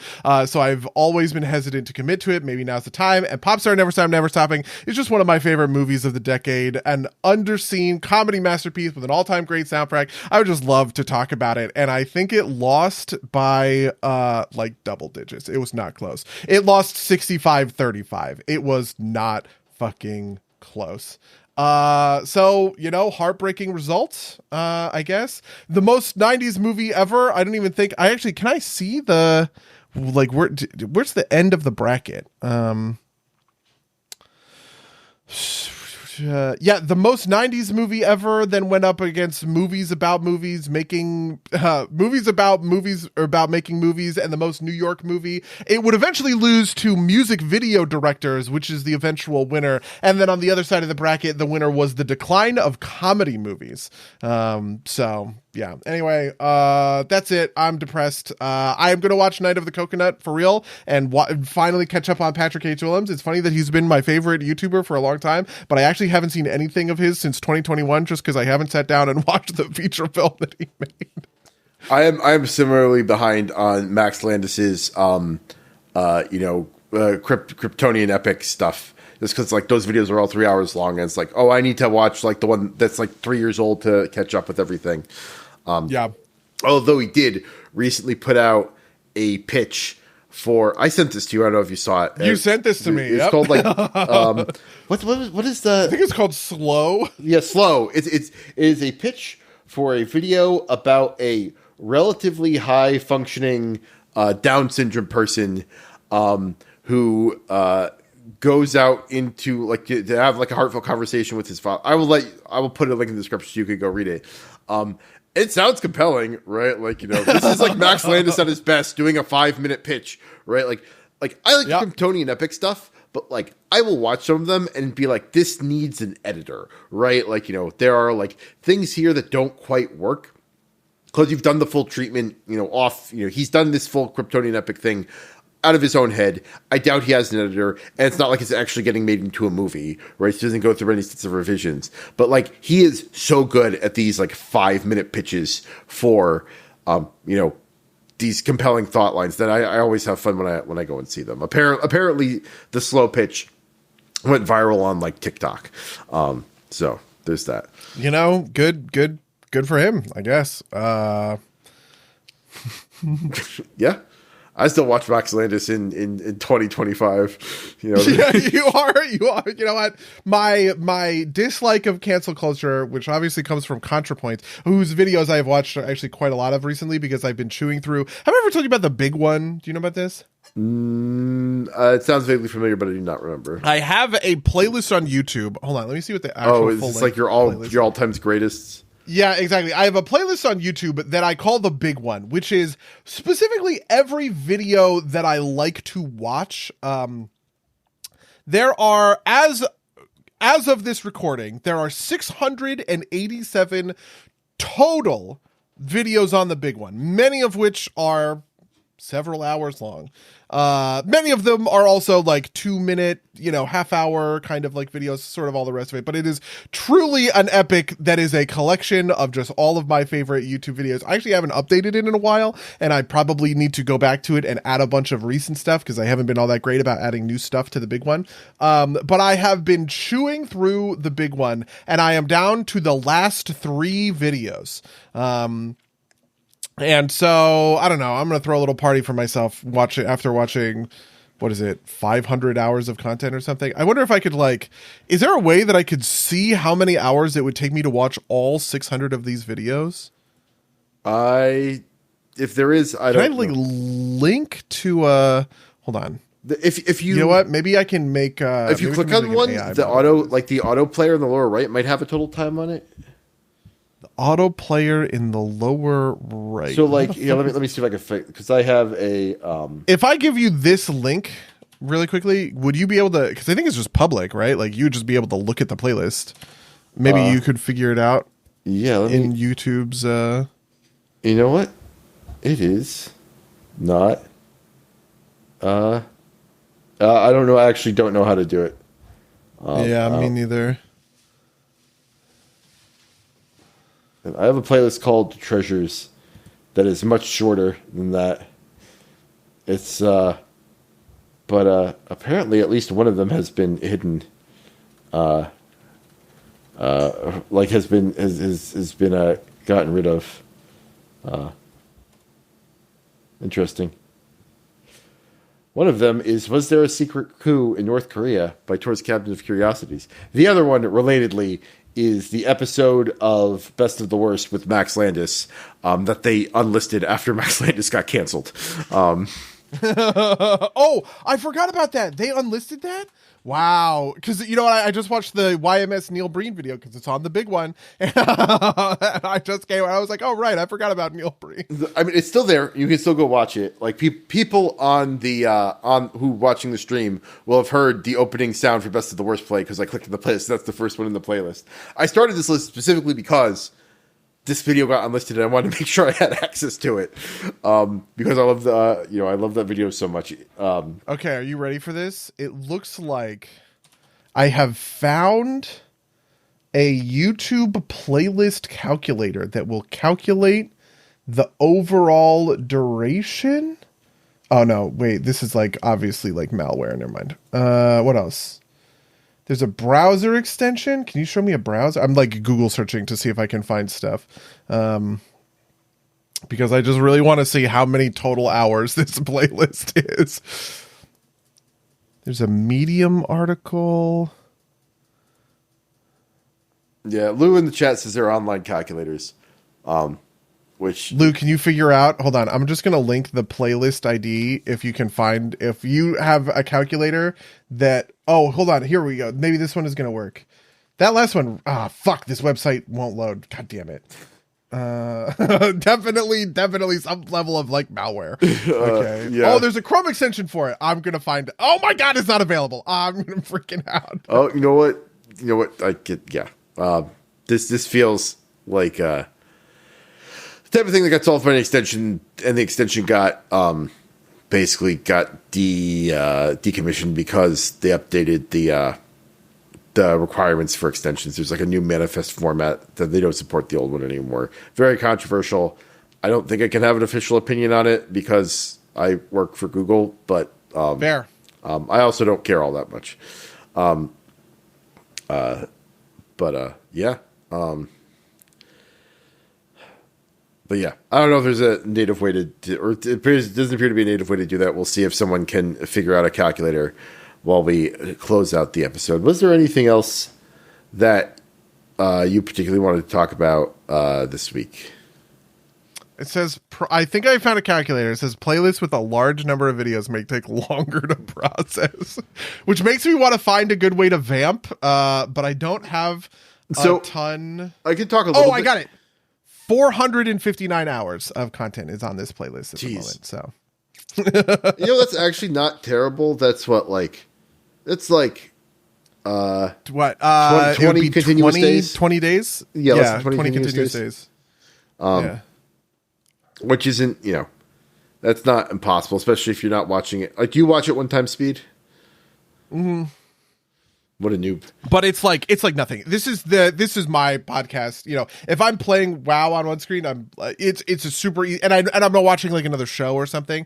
It's the kind of thing that you can put on, and I've been using it recently because I was watching something I can't even remember, and I had never seen it before, and I just ended up I was too focused on it. When I play Battlegrounds, when I play Hearthstone Battlegrounds, what I really want is something that I can pay attention to for a minute or a minute and a half, and then not focus on for 30 seconds and completely lose my place, and then come back to it and understand it. And because I've already seen all of these videos before, it's perfect for that. Because that's how Battlegrounds work, right? Battlegrounds, you have you have 2 minutes to like do all of your actions, and I already kind of know what my actions are going to look like. So a lot of time you just end up with like a minute or a minute and a half of kind of dead time. And when I'm in that position, I just, you look to your other screen, you just kind of like hang out, that kind of thing.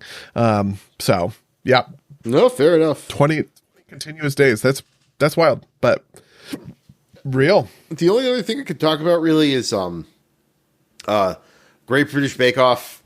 Season ended. The last episode dropped on Friday.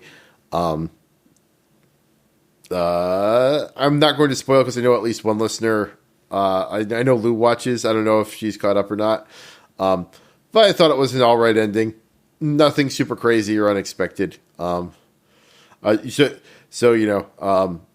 I also know that some listeners at home watch. So, friend of the cast, Abu Gaber, who might actually be watching it ahead of us because he's in Europe, where presumably it comes out natively. Lou says predictable result. I agree. This was one of those seasons where like I'll have to ask you who was your favorite. I guess this isn't too much of a spoiler. My favorite lost in the semifinal. I was disappointed by that. It was kind of deserved. Like, I didn't feel like any of the decisions this time around were unfair. I know there was maybe some controversy a little bit early on. You know what? Honestly, those were my two too, Lou. So we're simpatico here. I'm intentionally being vague. That way, audio listeners don't know who we're talking about. Just in case they want to go watch if they're not caught up with the season. It was a pretty good season. I have heard rumors that Prue is leaving the show, she's the second judge across from Paul Hollywood, who replaced Marion Barry, who was the original judge. And so who knows what person they'll put in the slot. I have felt that as the seasons have gone on, they've gotten more and more they've like the tasks have gotten more and more ridiculous. Like, I am not a huge, so the way the show is set up is the first one is signature, and it's they give them the task ahead of time and they can prepare it and they do it, and they have, it's like a more minor challenge. Second one is a technical, which they go into blind, and the third one is a showstopper. And I have found that the showstoppers have gotten more and more ridiculous, and the technicals, they thrive a lot on kind of like not giving full instructions on how to do it. Like, they'll be like, make this, and they'll give some instruction, but not total. And I feel like sometimes they veer too much into, do you happen to know this already or not? Right? Like, and like, I get that some of it's supposed to be like, bake the bread, right? Like, and it's like, you're supposed to know enough as a baker to be able to do this. But some of them are just kind of like, you'll have people be like, I've never heard of this dessert. Right? Like, and it just says, make the thing, right? Like, how are you supposed to fucking deal with that? Right? That kind of thing. And so they're not my favorite, but it's, I felt it was better this season than it has been previously. I think when it happened, we talked about the Mexican food week, which was fucking a disaster.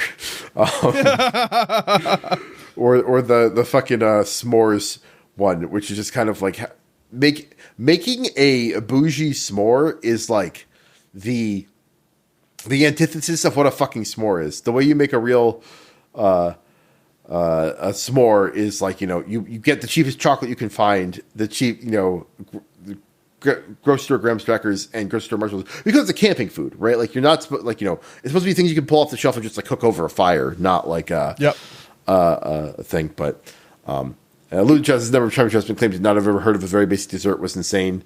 I think I agree with that, but like, what the fuck is a Genoese sponge? It's a type of cake.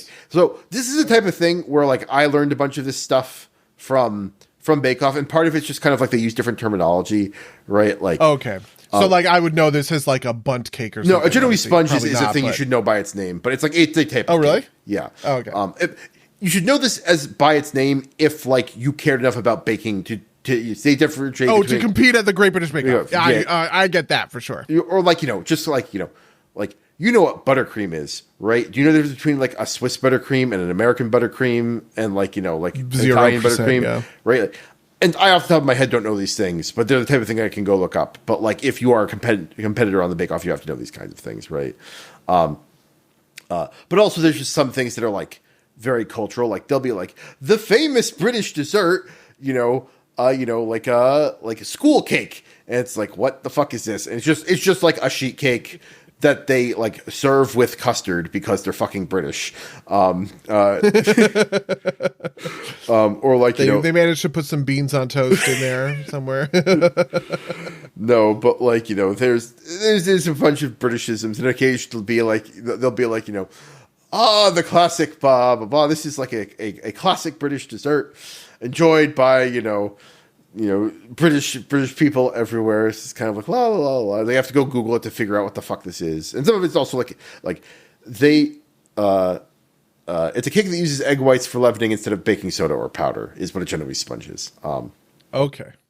Like, I don't know that off the top of my head, but like I will go look. I don't know what leavening is, so this is really outside of my expertise. You don't know? I don't know that I've ever baked anything except for like a pound cake a couple of times. Well, pound cake is unleavened, right? Like all the leavening is from the air that you beat into the butter and the sugar.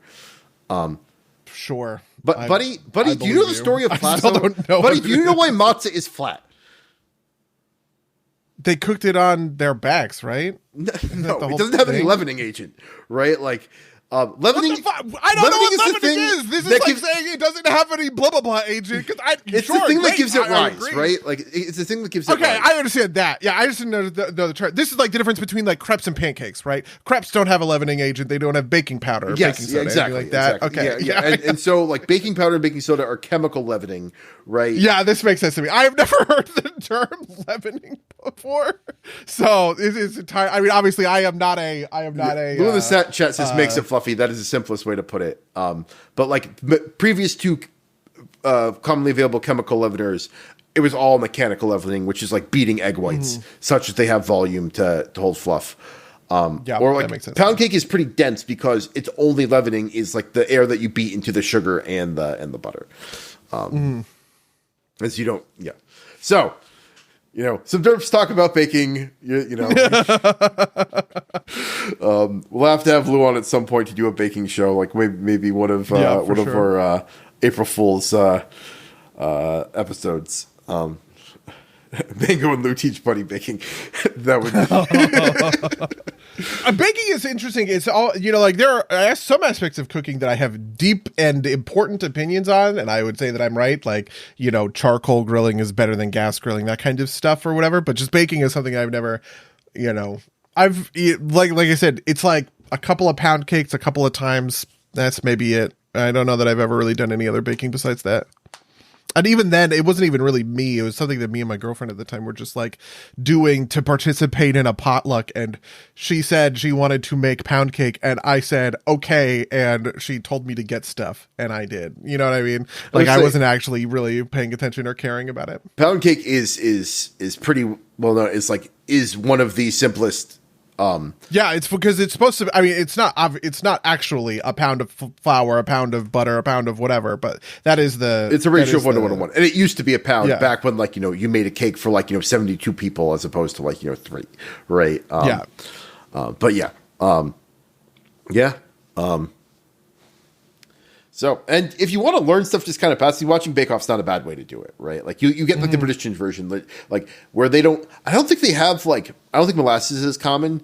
They definitely don't have as much access to maple syrup, but they do have access to golden syrup, which is this is a weird British thing that you can only get in British specialty stores in the States. And so you end up learning some interesting things, but it's also just kind of cool broad based stuff. Yeah. You can get into the drama about did Aaron deserve a handshake, which is a thing that maybe will resonate with Lou. But Lou says not. I agree. It's we can do a spoiler cast for the British Bake Off at some other point. But that's basically been the rest of my week. We're pushing 2 hours. But do you have anything else you want to talk about before we get out of here? I've got nothing else I'm looking to promote.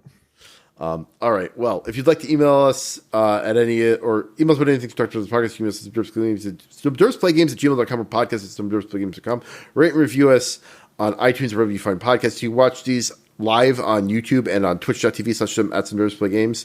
Or twitch.tv/nerdsplaygames, youtube.com/nerdsplaygames. These go out live. All links will be down in the description. Buddy, you have anything else you're looking to promote? Nope. All right. Well, in that case, I'm going to say until next time, dear listeners. Until next time, loyal listeners.